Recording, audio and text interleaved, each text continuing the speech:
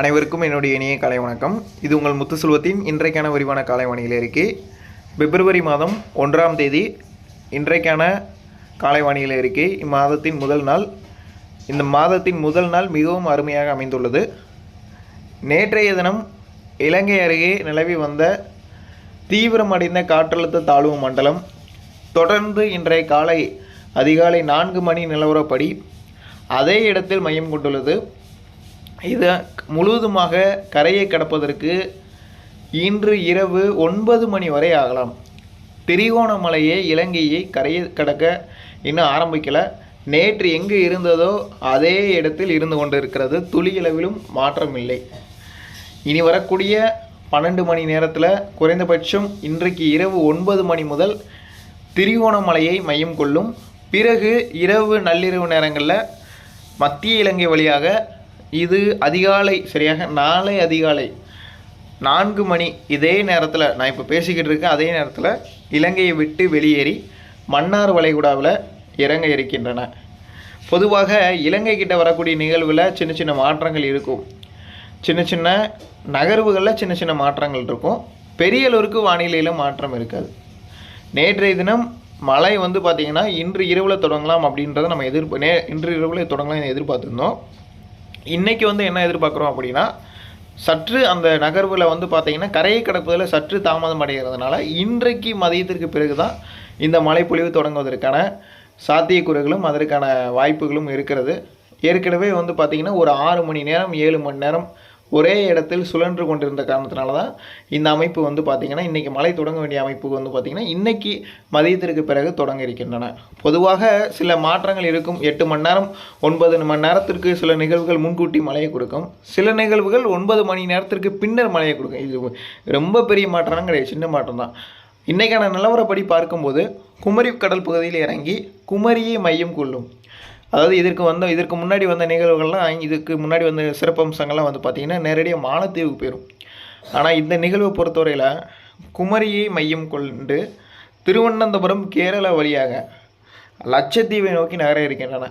இப்படி ஒரு நிகழ்வு வராதா என்பது வருமா என்பதை பற்றி எல்லாரும் யோசித்து கொண்டிருந்தோம். எல்லா வானிலை ஆய்வாளர்களும் ஆராய்ச்சி செய்து கொண்டிருக்கிறார்கள். இன்னும் உறுதிப்படுத்தலை. ஆனால் குமரிக்கடல் பகுதிக்கு வரப்போகிறது என்பது உறுதியாக இருக்கிறது. அதில் எந்த ஒரு சந்தேகமும் இல்லை. திருவனந்தபுரத்திற்கு நிகழ்வு வந்தால் என்ன நடக்கும்? பொதுவாக திருவனந்தபுரத்திற்கு ஒரு நிகழ்வு வரக்கூடாது. அப்படி வந்தால் அந்த தூத்துக்குடி, திருநெல்வேலி, கன்னியாகுமரி மாவட்டங்கள் அதிதீவிர கனமழைகள் இந்த மாதிரிலாம் எதிர்கொள்ள ஆயிடணும். உறுதியாகவே பெய்யும். அதில் எந்த ஒரு சந்தேகம் இல்லை. பெய்யாது அப்படி இல்லைங்க. திருவனந்தபுரம் குமரியை மையம் கொள்ளும். முதல்ல குமரியை மையம் கொண்டாலே அதிகபட்சமான கனமழை இருக்கும். அதுக்கு பிறகு நெக்ஸ்ட் பாயிண்ட் தான் திருவனந்தபுரம். குமரி, திருவனந்தபுரம் இந்த 2 பகுதியில் மிக கடுமையான மழைப்பொழிவுகளை ஏற்படுத்தலாம். ஏன்னா கடந்த வருஷத்தில் பார்த்திங்கன்னா குமரியை மையம் கொண்டது ஒரு நிகழ்வு.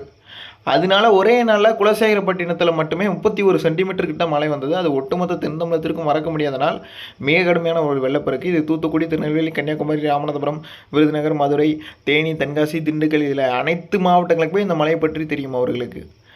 ஆகவே இந்த சுற்றுலா பார்த்திங்கன்னா குமரி, 2வது திருவனந்தபுரம் இந்த 2 பகுதியில் மையம் கொள்ள இருக்கின்றன. முதலில் இலங்கையை கரையை கடக்கணும். இலங்கையை கரையை கடந்து நம்ம பகுதியில் மையம் கொள்ளும். ஒரு நிகழ்வு தாமதம் அடைகிறதுனால பெரிய அளவுக்கு மாற்றம் ஏற்படாது. மாற்றமில்லை. வானிலை என்பது அனைவரும் புரிந்து கொள்ள வேண்டும் என்பதை நான் தெரிவித்துக் கொள்கிறேன். எந்த ஒரு துளி அளவிலும் சொன்னபடி எந்த ஒரு துளி அளவிலும் மாற்றம் இல்லை. கரையை கடப்பதில் கொஞ்சம் சற்று தாமதம். அது மற்றபடி பார்த்திங்கன்னா கரையை கடந்து இது உள்ளே கொடுக்க வேண்டிய மழைப்பொழிவுகளை தாராளமாக கொடுக்க தான் போகிறது. அதில் துளி அளவிலும் மாற்றம் இல்லை. கடந்த நிகழ்வுகளில் பார்த்திங்கன்னா கிழக்கு திசை காற்று உள்ளே வரல.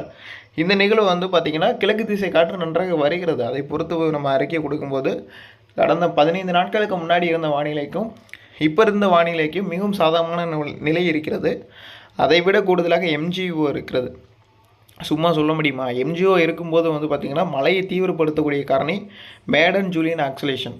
இவர் இந்த மேடன் ஜூலியன் ஆக்சிலேஷனோட வேலை என்னென்னா, ஒரு பகுதியில் வறட்சியாக இருக்குது, ஒரு பகுதியில் பஞ்சமாக இருக்குன்னா அங்கே போய் வெள்ளத்தை ஏற்படுத்துறது இதோடைய வேலை.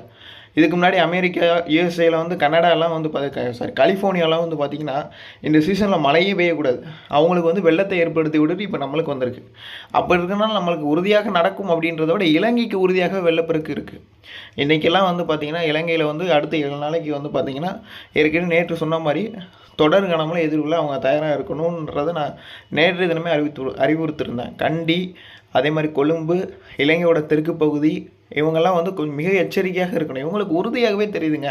அதோடைய நகர்வுகள்லாம் வந்து பார்த்திங்கன்னா இன்னும் 8 மணி நேரத்துக்குள்ளே இலங்கைக்கு உள்ளே வந்துடும். 8 மணி நேரத்துக்குள்ளே வரும்போது அதோடைய முழுக்க அதோடைய ஸ்பெல்லு முழுவதுமே வந்து பார்த்திங்கன்னா மத்திய இலங்கையில் தான் இருக்கும். அடுத்து வரக்கூடிய 24 மணி நேரத்திற்கு இலங்கை தான் அதோடைய டார்கெட் பிளேஸே. அப்போ ஸ்ரீலங்காவில் இருக்கக்கூடிய தமிழர்கள்லாம் வந்து பார்த்திங்கன்னா ஒரு பெருமழை எதிர்கொள்வதற்கு நீங்கள் தயாராக இருக்கணும் என்பதை இந்த சிஸ்டமெல்லாம் நான் தெரிவித்துக் கொள்கிறேன். இந்த ஒரு குறிப்பிட்டு ஒரு 2லேருந்து 5 நாட்களுக்கு கொஞ்சம் எச்சரிக்கையாக இலங்கை வாழ் மக்கள் தமிழர்கள் முக்கியமாக இருக்கணும். அதுக்கு மேலே வந்து பார்த்திங்கன்னா இலங்கையில் சிங்களத்தவர்கள் இருக்கிறார்கள். அவர்களுக்கு தெரியும், அவருடைய தனிப்பட்ட முறையில் லாங்குவேஜ் இருக்கிறது. அவர்களுக்கு நம்ம எந்த ஒரு எச்சரிக்கையும் கொடுக்க முடியாது. தமிழர்கள் வந்து அவர்களுக்கு எச்சரிக்கையை கொடுத்து கொள்ளுங்கள் என்பதை நாங்கள் தெரிவித்துக் கொள்ளும். மற்றபடி வந்து பார்த்திங்கன்னா சிங்களத்தவர்களுக்கு தனியாக நாங்கள் அறிக்கை கொடுக்க முடியாது இலங்கைக்கு. அதே மாதிரி பார்த்திங்கன்னா தென் மாவட்டங்களில் தூத்துக்குடி, திருநெல்வேலி, ராமநாதபுரம் மாவட்டங்களுக்கு ஏற்கனவே அறிவுறுத்தப்பட்டிருக்கிறது. இன்றைய தினத்தில் அறுவடை பணிகளை செய்ய வேண்டாம் என்று சொல்லியிருக்கிறோம். நீங்கள் செய்யலாம், மதியம் வரைக்கும் இன்றைக்கி கூட செய்யலாம். ஆனால் மதியத்திற்கு பிறகு வந்து நேற்று சொன்ன மாதிரி தான், நேற்று செய்யலாம்னு சொல்லியிருந்தோம், 6 மணிக்குள்ளே செய்யலாம்னு சொல்லியிருந்தோம். இன்றைக்கி வந்து மதியம் 12 மணிக்குள்ளே நீங்கள் செய்யலாம். மதியம் 12 மணிக்கு பிறகு படிப்படியாக மழை தொடங்குவதற்கான சாத்தியக்கூறு இருக்குது. முதல்ல இலங்கை கரையை கடந்துட்டாலே நம்மளுக்கு வந்து பாதி 50% கிட்ட நம்மளுக்கு வந்து நெருங்கிடுச்சுன்னு அர்த்தம். இலங்கை கரையை கடந்து குமரி பகுதிகளுக்கு இறங்கினா அது 80% நம்மளை நெருங்கிடுச்சுன்னு அர்த்தம். குமரியிலிருந்து குமரியை மையம் கொண்டால் அது 95% விழுக்காடு அளவுக்கு நம்மளை நெருங்கி விட்டது என்று அர்த்தம். அதுக்கு பிறகு திருவனந்தபுரம் 100% நம்மளை நெருங்கி விட்டு அடுத்த பகுதியை நோக்கி நகர தொடங்கி விட்டது அப்படின்னு அர்த்தம். இப்போ நம்ம பகுதிக்கு வருவதற்கு 50% கூட நெருங்கலை. அது ஸ்ரீலங்காவில் தான் அந்த திரிகோணமலையை நோக்கி நகர்ந்து கொண்டிருக்கிறது. எல்லா நிகழ்வுமே இதற்கு முன்னாடி வந்த ஆண்டுகளில் எடுத்து பார்த்தீங்க அப்படின்னா எல்லா நிகழ்வுமே இலங்கை கிட்ட வந்து பார்த்திங்கன்னா இலங்கையில் திடீர்னு எங்கேயாவது ஓரிரு இடங்களில் கரையே கிடக்காது. ஹாட்ஸ்பாட்டான ஏரியா அப்படின்னா இந்த இலங்கையை பொறுத்தவரையில் திரிகோணமலை தான். எல்லா நிகழ்வும் நூற்றுக்கணக்கான திரிகோணமலையில் தான் கரையே கிடக்கும். எல்லா நிகழ்வுமே நூற்றுக்கணக்கான நிகழ்வுகள் ஒரே மாதத்தில் வந்தாலும் அந்த நூற்றுக்கணக்கான நிகழ்வுகளை ஒரு 5 நிகழ்வு தான் திசை மாறி போகுமே தவிர்த்து அனைத்து நிகழ்வுகளும் திரிகோணமலையில் தான் கரையை கிடக்கும். திரிகோணமலைக்கு அப்படி ஒரு சிறப்பு இருக்கிறது. இலங்கையில் வரக்கூடிய எல்லா நிகழ்வையும் தன் பக்கம் ஈர்த்து கொள்ளும், தன் பக்கம் மையம் கொள்ளும், தன் பக்கத்திலிருந்து தான் இலங்கையை பார்க்கும். இலங்கையை பார்த்த பிறகு தான் அடுத்த தமிழகம். நம்ம தமிழகத்திற்கு குமரி கடல் ஃபெசிலிட்டிஸ் என்னென்னா எடுத்தெடுப்பில் தீவிரம் அடைகிறது. மற்ற எங்கேயுமே இந்த சிறப்பம்சம் கிடையவே கிடையாது. வெப்பநிலை இருந்தாலும் இல்லாவிட்டாலும், மழை சார்ந்த அளவுகள் தீவிரம் இருந்தாலும் இல்லாவிட்டாலும், குமரியில் இறங்கிவிட்டால் தீவிரம் அடையாமல் போகாது அப்படின்றது நீங்கள் புரிந்து கொள்ளணும். அது இந்த கடல் பகுதிக்கு ஒரு சிறப்பம்சம். குமரி கடல், தென் தமிழக கடல் பகுதியில் ஒரு நிகழ்வு இலங்கை தாண்டி வந்து விட்டாலே தீவிரமடைய தொடங்கி விடுகிறது. ஆட்டோமேட்டிக்காக காற்றழுத்த தாழ்வு மண்டலம் புயல் சின்னம் வரைக்கும் தீவிரமடைய தொடங்கிவிட்டது. எந்த ஒரு துளி அளவிலும் மாற்றமில்லை. சொன்னபடி 5ஆம் தேதி வரையிலும் மிக கனமழை, அதீத கனமழை அனைத்து தென்கடலும் தென் உள் மாவட்டங்களுக்கு உண்டு. தென் மாவட்ட மக்கள் எச்சரிக்கையாக இருங்கள். நன்றி, வணக்கம்.